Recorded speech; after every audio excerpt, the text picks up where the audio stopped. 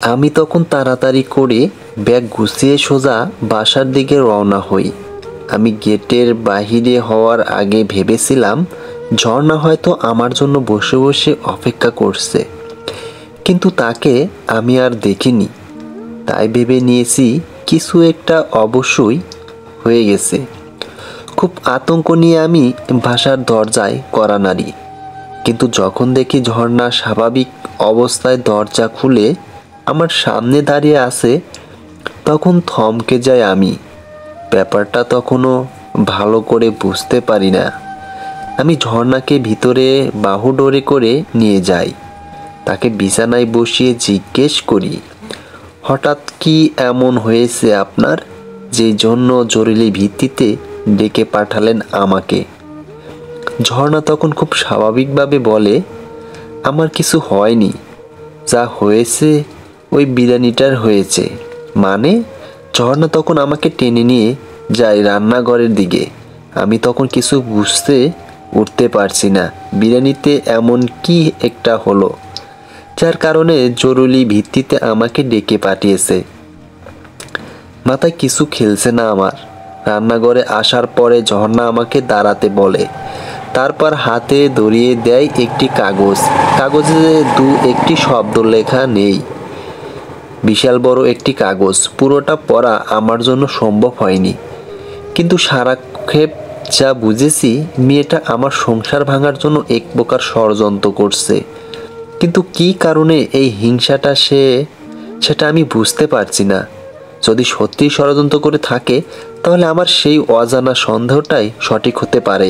আমি এর আগে কোথাও তাকে দেখেছি এবং সেও আমাকে চেনে। তা না হলে প্রথম দিনের চাহনিটা কখনো এমন তীক্ষ্ণ হতে পারে না। আমি তখন ঝর্ণাকে বললাম, তার এত বড় সাহসের জন্য আপনি নিজে দায়ী। তাকে আপনি প্রশ্রয় দিয়েছেন আমার সাথে কথা বলার জন্য। এখন দেখলেন ব্যাপারটা কেমন হয়ে গেল।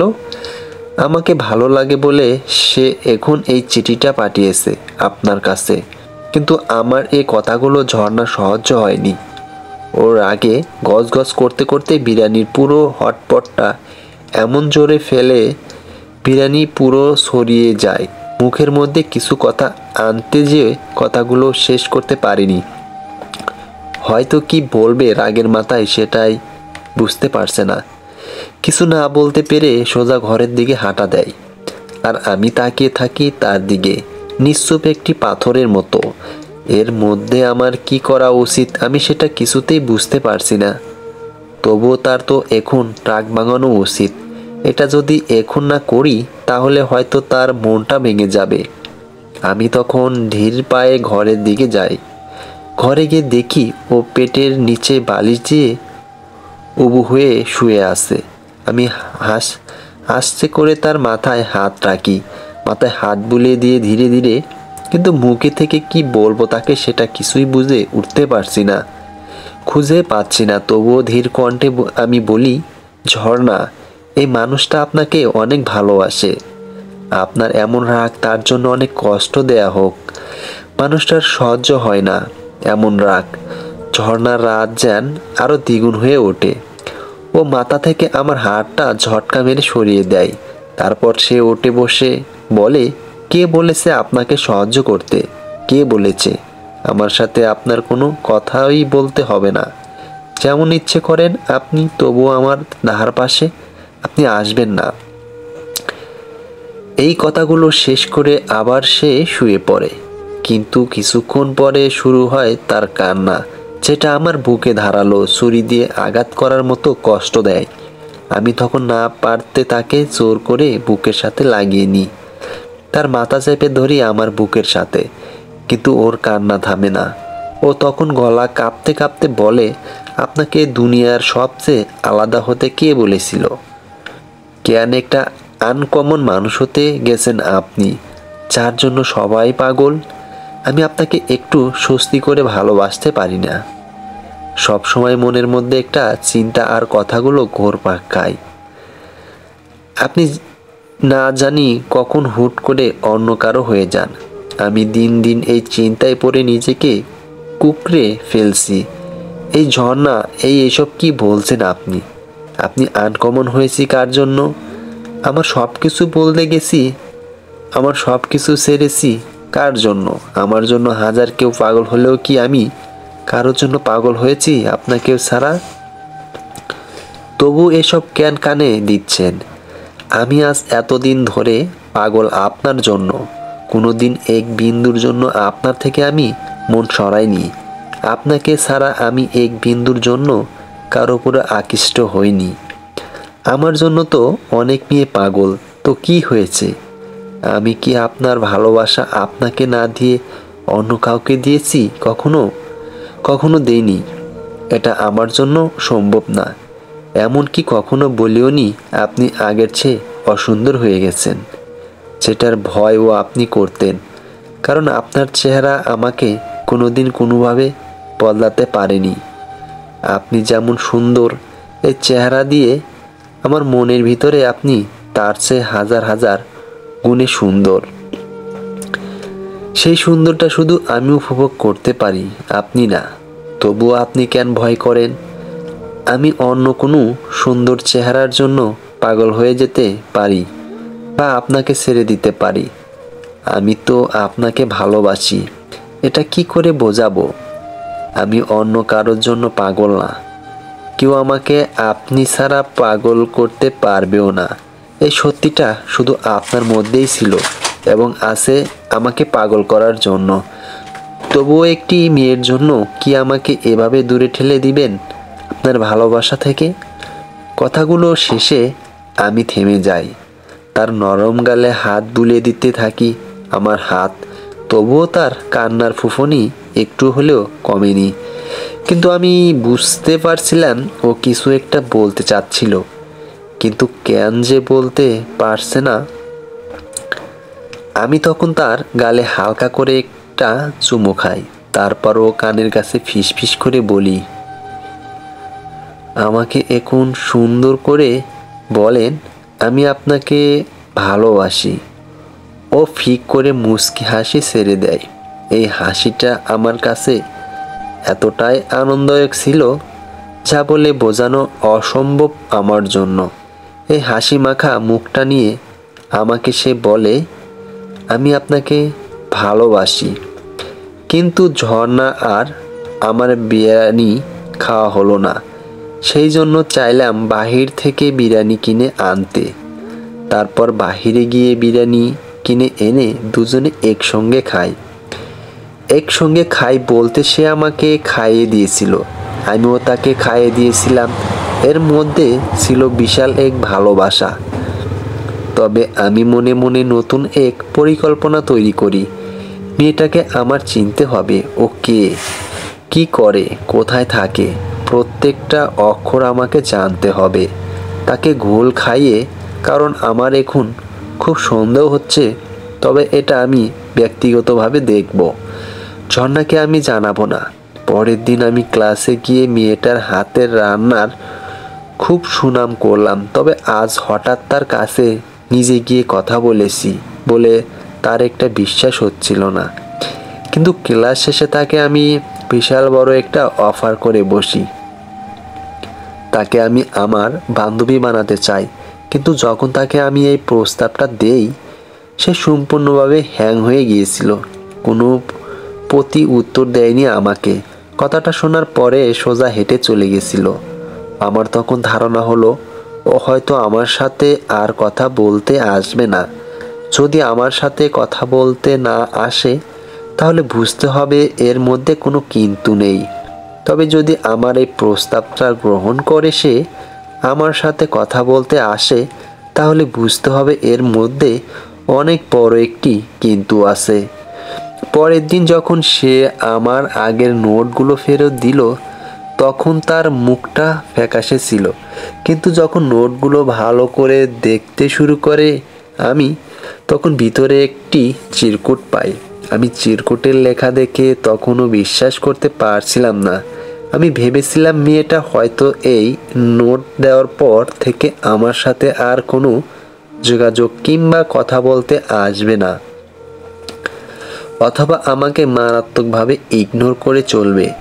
কিন্তু মেয়েটা আমাকে সরাসরি এই চিরকুটে লিখে দিয়েছে যে দুপুরে আপনার সাথে লাঞ্চে যাব, যে করে হোক ম্যানেজ করে নেন। আমি রাগে গজগজ করে উঠলাম ভিতর থেকে। ওকে আমি দিতে চাইছি ছাতার কাপড়, আর ও কিনা পুরো ছাতাটা নিয়ে যেতে চাইছে। এটা তো আমার জন্য দেওয়া সম্ভব না। আমি তখন সামনের দিকে তাকিয়ে জোরে করে বললাম, আমার জন্য এটা সম্ভব না। আর আমি তখন এটাও বুঝে ফেলেছি যে ও আমার দিকে স্পষ্টভাবে তাকিয়ে আছে, সুতরাং সে আমার উত্তরটা খুব ভালো করেই পেয়ে গেছে। সেই দিনের মতো ক্লাস করে বাসায় চলে গেলাম। এরপর থেকে আমি নিজে হালকা টুকটাকে কথা বলতে তার সাথে। আস্তে আস্তে তার নাম, তার ঠিকানা ও তার বাবা কি করে তার সব কিছু জেনে নিচ্ছিলাম।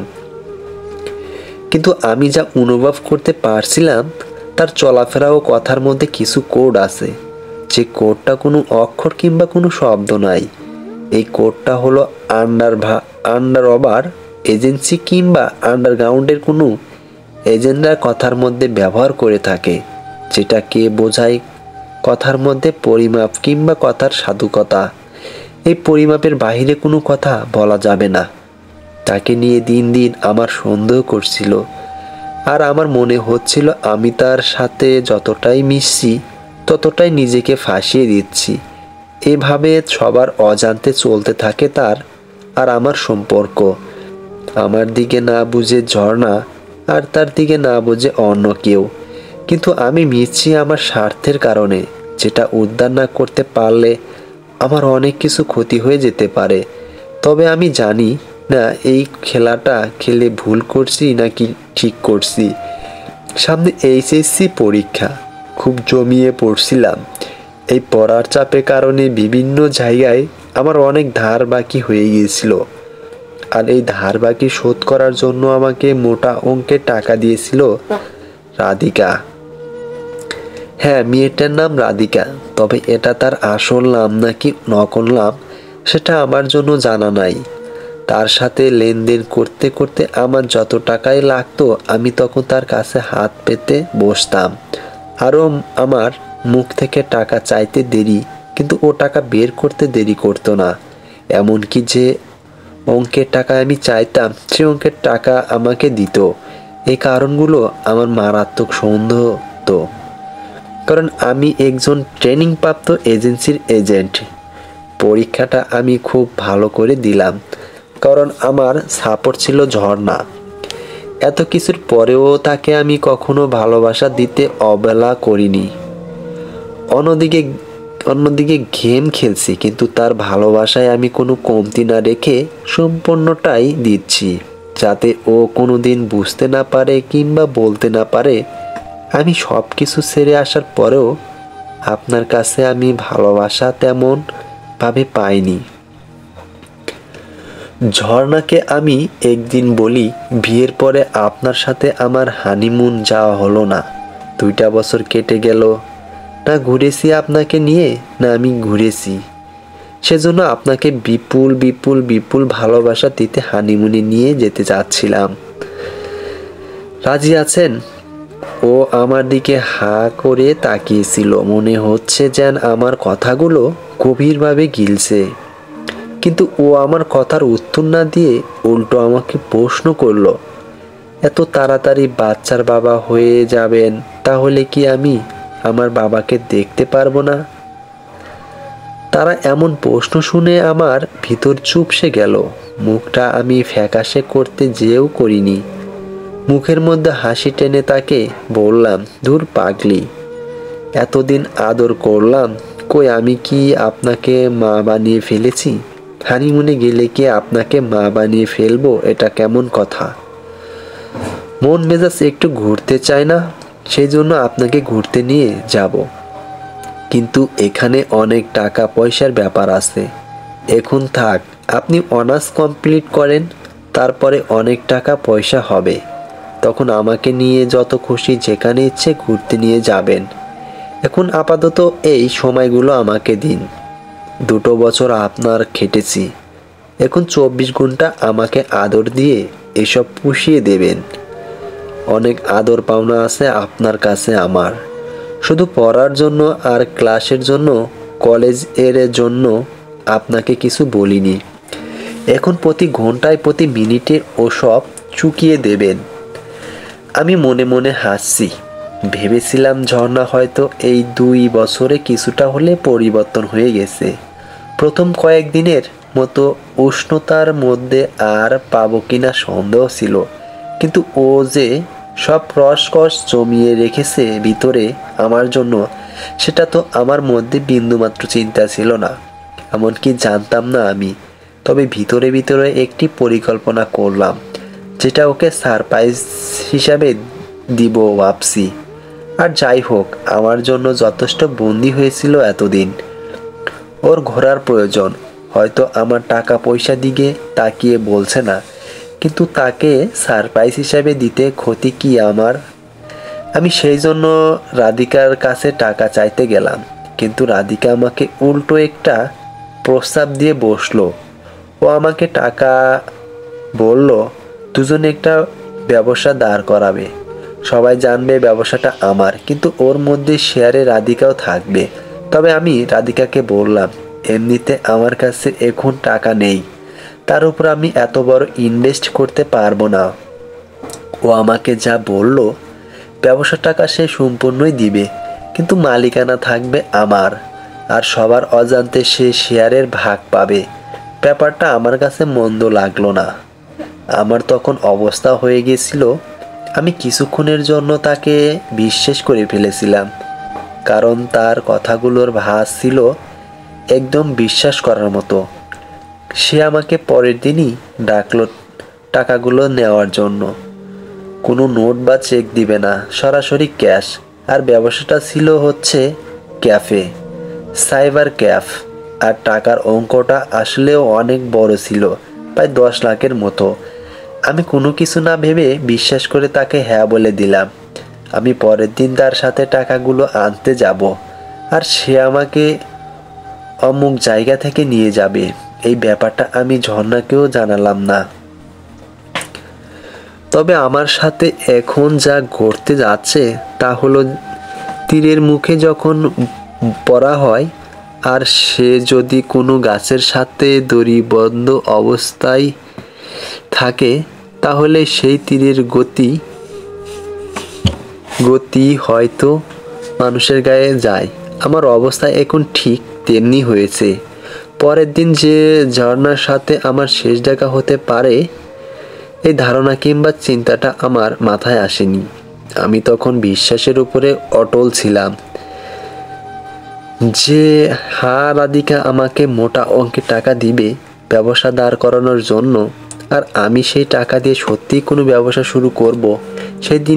সেই দিন মনটা আমার খুব ভালো ছিল। ঝর্ণাকে আমি একের পর এক বিশাল সারপ্রাইজ দিতে তাকে চমকে দিব, এই ভাবনাটা ভাবলো ভিতরে আমার যা আনন্দের জোয়ার বইছে তা বলে বোঝানো সম্ভব না। সেই দিন রাত্রে আমি ঝর্ণাকে পাগলের মতো উষ্ণতায় মাতিয়ে দিয়েছিলাম। তার ঠোঁট নিয়ে এমন খেলায় মেতে উঠেছিলাম যেন ছাড়তে ইচ্ছা করছিল না আমার। রসে ঝপ ঝপ করে ভিজিয়ে দিয়েছিলাম তার 2 ঠোঁট। তার নগ্ন বুকে আঁচড় বসিয়েছিলাম আমার হাতের। কামড়ের দাগ লাগিয়ে দিয়েছিলাম আমি নিচে, যেন এক অন্যরকম উষ্ণতায় পেয়েছিলাম আমি তখন, যার কোনো শেষ হচ্ছিল না। পরের দিন সকালবেলায় দুজনের নগণ্য অবস্থায় ঘুম ভাঙে। ঠোঁট দুটো মিলিয়ে আদর দেয় আমাকে ঝর্ণা। কি হাসি মাখা মুখ তার, কিন্তু এই হাসিটা আমার কাছে অদ্ভুত লাগলো। মনে হচ্ছিল এরকম হাসি আগে কখনো দেখিনি, কিংবা আজ শেষ অথবা প্রথম দেখছি। হঠাৎ করে মনটা খারাপ হয়ে যেতে যেতে শুরু করলো, কিন্তু খারাপ হতে দেই কি করে? এখন তো আমি ভালোবাসাতে লিপ্ত হয়ে আছি, সঙ্গে তার রসে উষ্ণতা। আমি তখন ঝর্ণাকে বলে বসলাম, আজ আপনার হাতে গরম গরম বিরিয়ানি খেতে ইচ্ছে করছে, মানে আপনি রান্না করবেন না, সেটা আমি খাবো। ঝর্ণা খুশিতে খুশিতে রাজি হয়ে যায়। সকালবেলায় দুজনে নাস্তা করে গল্প করছিলাম। তবে আজ বিরিয়ানি খেতে চেয়েছি বলে তার কাজটা একটু বেশি, সেজন্য সে বলেছিল তাকে এখন কাজের জন্য ছেড়ে দিতে। আমিও বাইরে যেতে চাইলাম, কিন্তু কিনে আনার জন্য। আসলে তো যাচ্ছি টাকাটা আনার জন্য। তবে গেটের কাছে যখন তার কাছে বিদায় নিতে আসলাম, আমি যাচ্ছি বলে সে আমার হাতটা শক্ত করে ধরে রাখলো। ওর মুখটা হঠাৎ করে ফ্যাকাশে হয়ে গেছে আর অজান্তেই বসলো। আমার ভালো লাগছে না, খুব তাড়াতাড়ি আসবেন। আমি তখন তাকে হেসে বললাম, আরে নিশ্চয় আর বেশি দেরি হবে না, আমি যাব, কিছু কিনবো আর চলে আসব। ও তখন জোর করে আমার ঠোঁটের উপরে চুমু খেয়ে দেয়, ভিজিয়ে দেয় একদম। তবুও যেন তার মুখ থেকে ফ্যাকাশে রংটা সরছিল না। আমি হাসতে হাসতে চলে গেলাম। তবে সামনে যে আমার সত্যি কোনো একটা বিপদ অপেক্ষা করছে কিনা আমি তখনও জানি না। ঝর্ণার ব্যবহারটাও আমার খুব ভালো লাগলো না। এটা ভাবলে বুকটা আমার ব্যথা হয়ে উঠছে। জানি না এখন কি হতে যাচ্ছে। রাধিকার বলে দেওয়া জায়গাতে আমি অনেকক্ষণ ধরে দাঁড়িয়ে আছি, কিন্তু এই দাঁড়িয়ে থাকাটা আমার জন্য স্বস্তিকর নয়, খুব অস্বস্তিকর অবস্থার মধ্যে দাঁড়িয়ে আছি আমি। বারবার মনে পড়ছিল ঝর্ণা সেই চুমু দেওয়ার দৃশ্যটা। আর চুমুটা কেমন যেন ছিল, রসকস ছিল ঠিক, কিন্তু চুমুটা ছিল কেমন যেন একটা আতঙ্কের। মনে হচ্ছিল এই বুঝি শেষবারের মতো ঝর্ণা তার দুটো ঠোঁট আমার ঠোঁটের উপরে ভুলিয়ে দিচ্ছিল। উষ্ণতা আমি খুঁজে পাইনি, তার ঠোঁটের রসের মধ্যে খুঁজে পেয়েছিলাম আমি একটা বাধা, যে রসটা আমাকে বলছিল বারবার, তুমি যেও না এখন কোথাও। এসব ভাবতে ভাবতে রাধিকা আমার সামনে ব্ল্যাক কালার প্র্যাডো নিয়ে হাজির হয়। তার এই প্যাডো গাড়ি দেখে আমি খুব অবাক হয়ে যাই। তাও আবার নিজে ড্রাইভ করে এসেছে। ব্ল্যাক গ্লাস নামিয়ে আমাকে গাড়িতে উঠতে ইশারা করে। আমি কোনো কথা বলা ছাড়া তার পাশের সিটে গিয়ে বসি। তবে বসার পরে অবাক হয়ে জিজ্ঞেস করি, এই গাড়িটা কার? ও তখন আমাকে গা ছাড়াভাবে উত্তর দেয়, কেন, এটা আমার গাড়ি। তোমার গাড়ি মানে? এর আগে তো তোমাকে কখনো এই গাড়িতে আসতে দেখিনি, নিয়ে আসিনি তাই। আর আজকে ভাবলাম তোমাকে একটু সারপ্রাইজ দেই। বান্ধবী হিসাবে তো এটা তো কমপক্ষে দিতে পারি। এই গাড়িতে উঠে আমার জন্য কি বা এমন সারপ্রাইজ হবে? আরে বাবা, এমন তো হতে পারে এই গাড়িটা তোমাকে সম্পূর্ণ দিয়ে দিতে পারি আমি, তাই না? মজা করছো এখানে? মজা করার তেমন কিছু নেই। তোমাকে মোটা অঙ্কে টাকা দিচ্ছি ব্যবসা করার জন্য, আর এই গাড়িটা তো সামান্য একটা ব্যাপার। তার মুখে এমন কথা শুনে আমি তৎক্ষণিক যেন ভাষা হারিয়ে ফেলেছিলাম। এসব কি আমি সত্যি শুনেছি নাকি কল্পনা দেখছি চোখের সামনে? ব্যাপারটা কিছুই বুঝতে পারছি না। খুব অবাক হয়ে তাকে জিজ্ঞেস করলাম, ব্যাপারটা কি বলতো? তোমার কথা আমি কিছু বুঝতে পারছি না। থাক, তোমাকে কিছু বুঝতে হবে না। এখন যেখানে আছি সেখানে চলো। তবে আজকে তোমার কাহিনী শুনতে চাচ্ছিলাম। তোমার স্ত্রী ঝর্ণার সাথে তোমার পরিচয় কি করে হলো? ভালোবাসা কি করে হলো? বিয়ে কি করে করলা? সব কিছুই আমি তখন বুঝতে পারলাম। রাধিকা তার কথার প্রসঙ্গ উল্টিয়ে অন্যদিকে আমার মন ঘোরাতে চাইছে। তবে সমস্যা নেই, কিছু একটা ঘটতে গেলে আমি বুঝে ফেলতে পারবো। আমি তখন একটা দীর্ঘ শ্বাস ফেলে আমার গল্প বলতে শুরু করলাম। ঝর্ণা আর আমার পরিচয় ফেসবুকে। আমি এক সময় গল্প লিখতাম। সময়ের ব্যবধান আর এখন লেখা হয় না।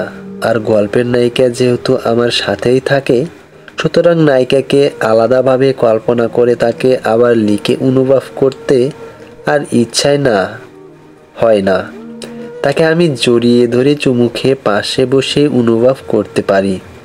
তবে ফেসবুকে পরিচয় এবং 4 বছর সম্পর্ক, তারপর বিয়ে, এসব গল্প শুনলে সবার কাছে খুব অদ্ভুত লাগে। ফেসবুকে সম্পর্ক হয়ে বিয়ে হওয়াটা কি এই যুগে সম্ভব? এরকম প্রশ্ন অনেকেই করেছে আমাকে। কিন্তু আমার আর ওর ব্যাপারটা একদম আলাদা। ফেসবুকে এই 4 বছরের সম্পর্কে তার সাথে আমার কখনো দেখা হয়নি। তাকে কোনোদিন এর সামনে গিয়ে ভালোবাসি বলা হয়নি, কিন্তু ফেসবুকে তার সাথে প্রেম করে আমি মাত্র একদিন দেখা করে সেদিনই তাকে ঘর থেকে বের করে নিয়ে চলে এসি। সে ছেড়ে আসলো আমার ভরসা করে তার বাবা মা, আর আমি ছাড়লাম আমার পরিবার। কারণ তার পরিবার মানলেও আমার পরিবার মানতো না কারণ হচ্ছে আমার পড়াশোনা এখনো শেষ হয়নি। আরও অনেক ধরনের কারণ আছে। আর আমার পরিবার যদি না মানে, তার পরিবারও আমার হাতে তাকে তুলে দেবে না। এই কারণেই দুজনের চ্যালেঞ্জ নিয়ে দুজনের ঘর ছেড়ে বের হয়ে যায়। অথচ তার চেয়ে বয়সে কিন্তু আমি ছোট। আর এটা আমি ভালো করে না জানলেও সে খুব ভালো করেই কোথাও থেকে জেনে গেছিল, কিন্তু আমাকে সে ছাড়েনি। আর যখন দুজনে ঘর থেকে বের হয়ে গেলাম, তখন সে প্রতিজ্ঞা করেছিল আমাকে সে নিজ হাতে গড়ে তুলবে, একটা গর্ভ অবস্থায় আমাকে নিয়ে যাবে। তবে সে আমাকে বিশ্বাস করতো না। তার ভিতরে একটা ভয় ছিল, যদি আমি তাকে ছেড়ে চলে যাই একা করে, তাহলে তো সে কোনো পথে যেতে পারবে না। এই ভয়টা তার ভিতর খুব বেশি ছিল, কিন্তু এখন অতটা নেই। এই 2 বছরে নিজেদের মধ্যে নিজেকে বেশ ভালো করে মানিয়ে নিয়েছি। এই হলো আমাদের সংক্ষিপ্ত ঘটনা। মোট কথা হচ্ছে, আমরা দুজনের পরিবার থেকে পালিয়ে আসি। আমার যেদিন বড় একটা পজিশন হবে, সেদিন সে আমার হাত ধরে তার পরিবারের সামনে দাঁড়িয়ে বলবে, এই ছেলেটা হচ্ছে আমার বর।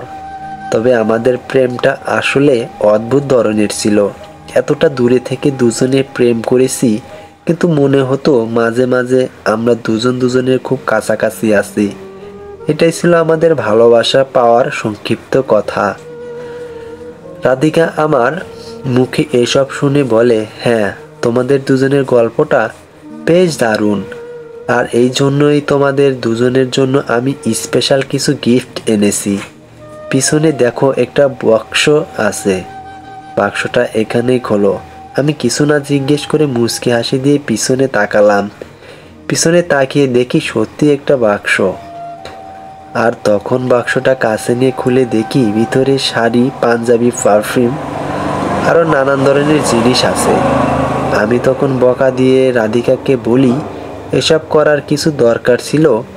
ও তখন হেসে বলে, এসবের মজা তুমি বুঝবা না। এগুলো মানুষকে ভালোবেসে গিফট করে। আর ভাবিকে আমার খুব ভালো লাগে, খুব বেশি ভালো লাগে তার ভালোবাসাটা। সত্যি বলতে উনি তোমার পাশে কাউকে সহ্য করতে পারে না। আর এই ভালোবাসাটা আমার কাছে খুব অবাক লাগতো, অদ্ভুত লাগতো।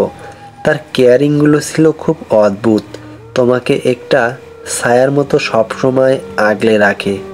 তোমার কপালটা আসলে অনেক লাকি, যার জন্য এমন একটা মেয়ে পেয়েছো জীবনে।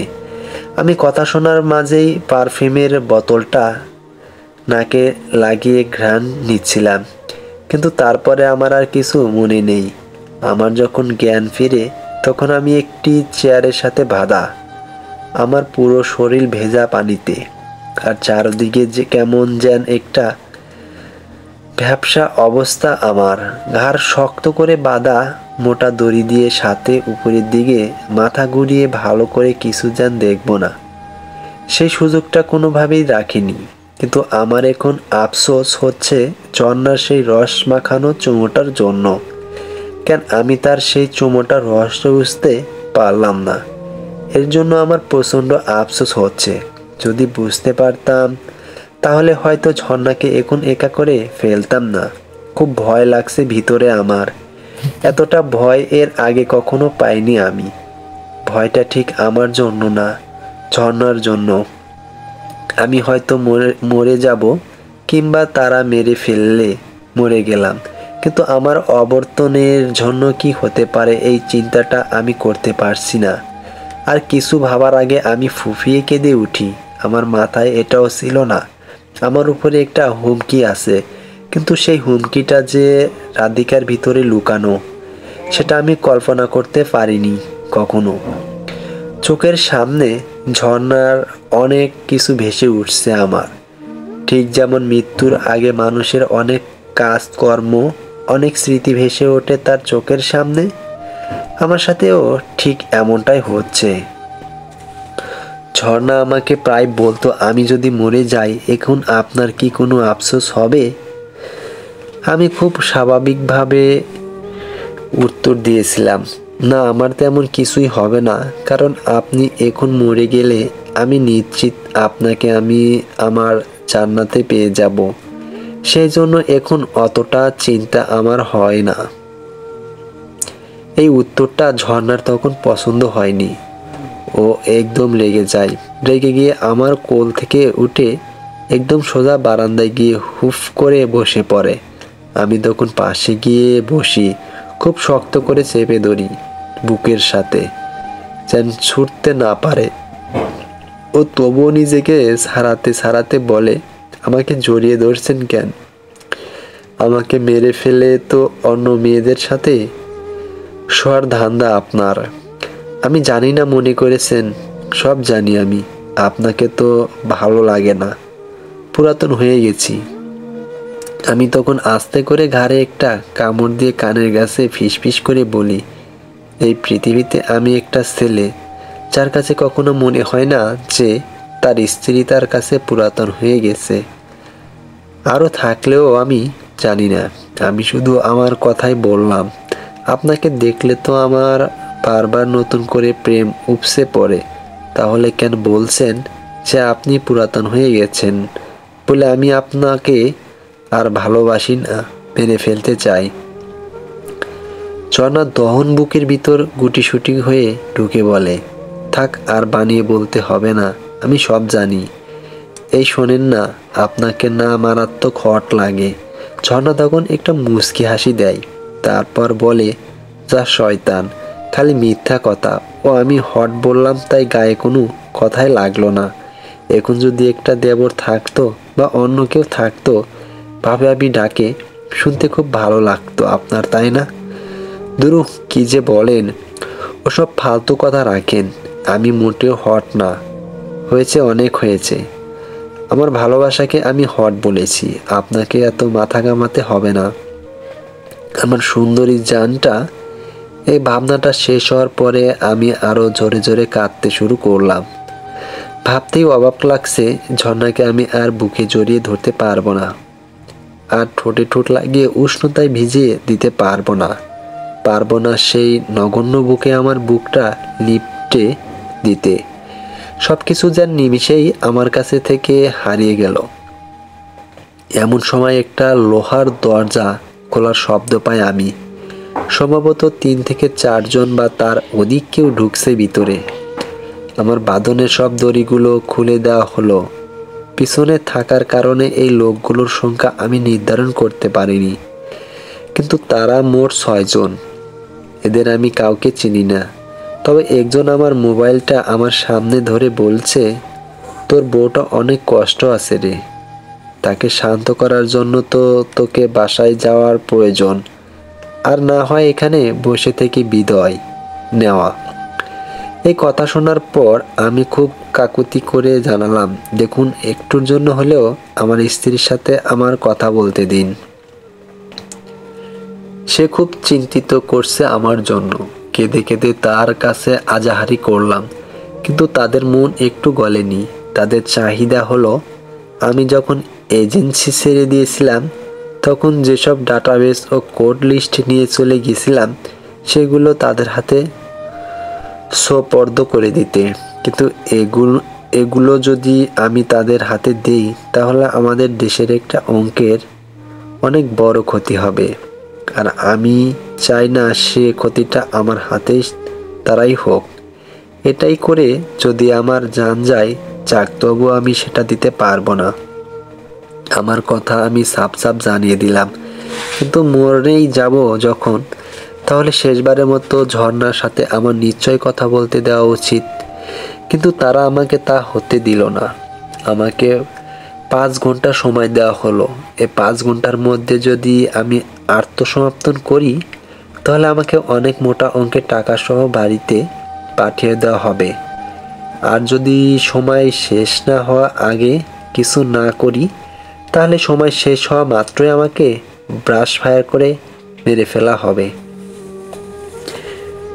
এই কথা শেষ করে তারা চলে গেল।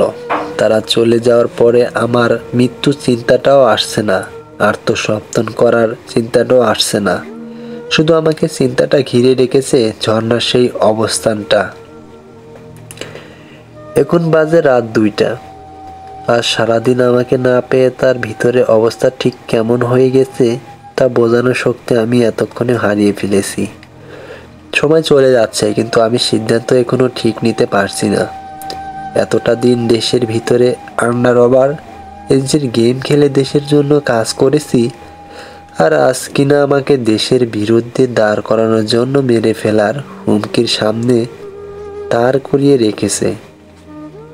আমি তখন তায়াম্মুম করে নামাজ দাঁড়িয়ে গেলাম। নামাজ শেষ করে আল্লাহর কাছে খুব কান্না করলাম। শুধু এটাই বললাম যে আমাকে আমার ঝর্ণা থেকে বিয়ে করিও না। দেশের বিরুদ্ধেও যেন আমাকে কিছু না করতে হয়, সেই ব্যবস্থাটা তুমি করিয়ে দিও আমাকে।